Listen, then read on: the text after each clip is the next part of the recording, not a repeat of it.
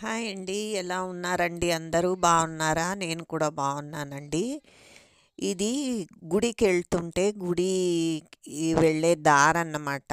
చూడండి, పసుపు, కుంకుమ, అరటిపళ్ళు, పువ్వులు, హారాలు, పూల హారాలు, మళ్ళీ కొబ్బరికాయలు అన్నీ ఎలాగ అమ్ముతున్నారో.